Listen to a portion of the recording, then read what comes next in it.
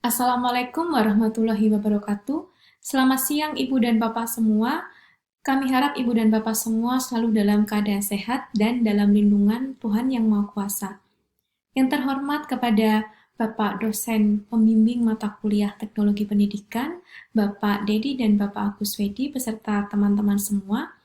Izinkanlah pada kesempatan kali ini saya dan Pak Nurizal akan mempresentasikan chapter 7 yaitu tentang Social Learning Perspective of Educational Technology.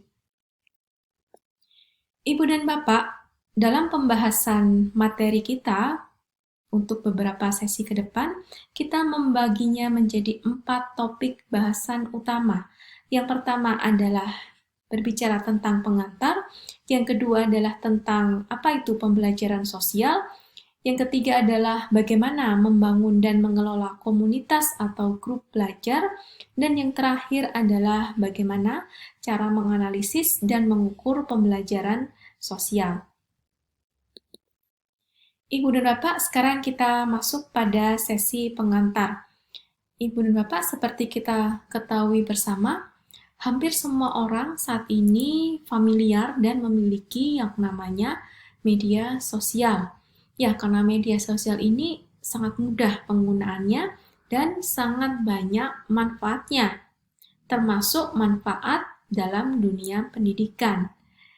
Ibu dan Bapak, seperti kita ketahui bersama, saat ini ketika pemerintah memberlakukan ya kebijakan anak-anak belajar di rumah karena adanya pencegahan ya terhadap virus corona seperti yang kita ketahui, kami rasa yang namanya media sosial dengan berbagai macam platform yang bisa digunakan oleh guru ya, misalnya Facebook, Twitter, Instagram dan sebagainya, yaitu media-media sosial yang sangat digemari ya oleh peserta didik. Kami rasa media sosial seperti itu merupakan salah satu alternatif solusi yang cepat dan praktis untuk mewadahi peserta didik dan guru dalam sebuah komunitas belajar ketika anak-anak ini sedang belajar di rumah seperti sekarang. Ibu dan Bapak, sekarang kita masuk ke apa itu pembelajaran sosial.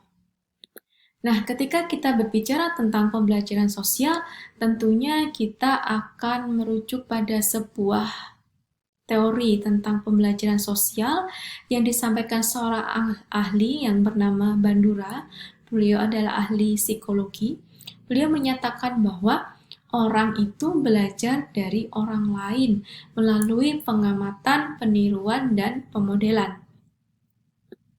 Ibu dan Bapak, pembelajaran sosial itu sendiri ya, setelah disampaikan oleh Bandura di tahun 1962, maka menurut beberapa ahli di tahun berikutnya, yaitu di tahun 1998 oleh Wenger, dikatakan bahwa pembelajaran sosial itu sebagai partisipasi sosial aktif dalam komunitas praktik.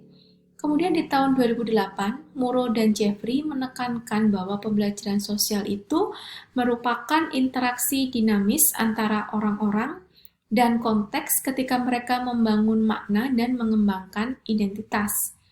Kemudian di tahun 2010, Reed et al. Menyatakan bahwa perubahan dalam pemahaman seorang individu ketika berada pada sebuah komunitas sosial yang luas melalui interaksi sosial antar individu lainnya dalam jejaring sosial dan konteksnya. Ibu dan Bapak, manfaat pembelajaran sosial menurut Lal dan Kotsi di tahun 2012 sama-sama bisa kita lihat pada tayangan PowerPoint yang kami sampaikan berikut ini. Setidaknya manfaat pembelajaran sosial ini dibagi menjadi yang pertama manfaat sosial, ada manfaat akademis, manfaat psikologis, dan manfaat penilaian. Baik Ibu dan Bapak, ketika kita membahas tentang apa itu pembelajaran sosial dalam buku tersebut, disebutkan juga Ibu dan Bapak tentang alat yang berbasis teknologi yang bisa memfasilitasi pembelajaran sosial. Di sini ada Facebook, ya, ada Friendster, LinkedIn, dan sebagainya. Oke, Ibu dan Bapak, sekarang kita masuk pada sebuah pembahasan tentang beberapa hasil penelitian mengenai penggunaan media sosial ya, atau sosial media dalam pembelajaran vokasi. Nah, artikel ini ya merupakan sebuah kumpulan dari beberapa hasil penelitian tentang penggunaan media sosial dari tahun 2011 hingga tahun 2017. Ibu dan Bapak, seperti kita bisa lihat bersama dalam tayangan PowerPoint ini, kita melihat ada berbagai macam platform sosial media yang digunakan. Di situ ada blog, ya, ada Facebook, ada Wiki, Google+, Instagram, YouTube, Twitter. Kita juga bisa lihat, Ibu dan Bapak, penggunaan sosial media dalam pembelajaran, dalam hal ini khususnya vokasi, sudah dilakukan di beberapa negara, yaitu ada Jerman, ada Singapura, ya, Taiwan, dan juga ada negara kita, Indonesia. Baik, Ibu dan Bapak, sekarang kita akan masuk pada pembahasan tentang bagaimana membangun dan mengelola sebuah komunitas atau grup belajar.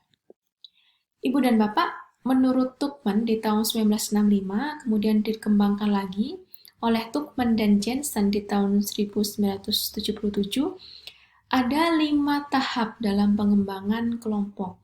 Yang pertama adalah forming atau pembentukan awal, kemudian ada storming, ya, kemudian ada norming atau mulai ada pembentukan norma, keterikatan di dalam fase ini, kemudian ada tahap performing, dan terakhir adalah tahap adjourning. Baik, Ibu dan Bapak, kita akan masuk di pembahasan tentang bagaimana membangun dan mengelola grup kecil. Baik, Ibu dan Bapak, sebelum kita mempertimbangkan tentang pengelompokan, maka kita terlebih dahulu harus menentukan ukuran kelompok. Nah, di sini ada 4 ya, ada 4 hal. Yang pertama, kita menentukan dulu jumlah kelompok. Kita menentukan dulu jumlah kelompok ya. Di situ si guru akan mempertimbangkan tentang berapa lama waktu yang dibutuhkan suatu kelompok untuk belajar, berapa banyak pengalaman yang dimiliki oleh siswa, berapa usia siswa, bahan apa yang tersedia digunakan siswa, dan seberapa komprehensif bahan-bahan tersebut. Kemudian, di kegiatan kedua, setelah ditentukan jumlah kelompok, maka si guru akan menentukan metode untuk membangun sebuah kelompok atau menentukan kelompok. Ya, di situ masih menurut Dreyer dan Harder di tahun 2009, guru dapat melakukan secara acak, menurut skor, menurut minat, atau juga menurut perasaan. Kemudian Ibu dan Bapak, dalam buku ini dikatakan bahwa penting bagi seorang guru untuk memberikan kesempatan pada siswa untuk berpindah kelompok atau bertukar pasangan. Ya, ini diberikan kesempatan supaya nanti ketika anak-anak bekerja dalam sebuah tim itu merasa lebih nyaman gitu.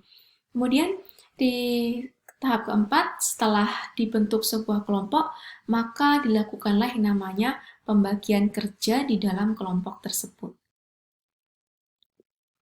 Baik, Ibu dan Bapak, terdapat beberapa elemen penting untuk membangun komunitas belajar menurut Chapman, Raymond, dan Smiley di tahun 2005. Kita bisa lihat di sini, Bapak, ada informalitas, keakraban, kejujuran, harus ada keterbukaan, harus menggunakan hati, ya, kemudian ada lagi tentang kepercayaan, dan pasti yang namanya komunitas belajar, di mana di situ terdapat banyak sekali orang, ya, individu-individu, pasti di situ ada yang namanya keberagaman pendapat. Baik, Ibu dan Bapak, sekarang kita masuk di bagaimana tahapan membangun dan mengelola komunitas pembelajaran.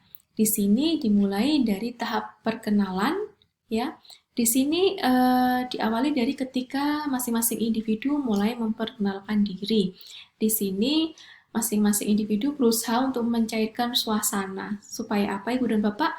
Supaya menciptakan hubungan awal yang harmonis dan adanya ikatan emosional dalam suatu komunitas tersebut. Kemudian ada terlibat dalam kelompok, ya, di situ ada membuat aturan kelompok dan sebagainya. Kemudian ada interaksi primer, dan yang terakhir adalah bagaimana masing-masing individu itu meningkatkan kolaborasinya secara lebih nyata, yaitu mereka mulai mengkonfirmasi ide-ide dan juga secara aktif mereka mampu merefleksikan diri mereka sendiri.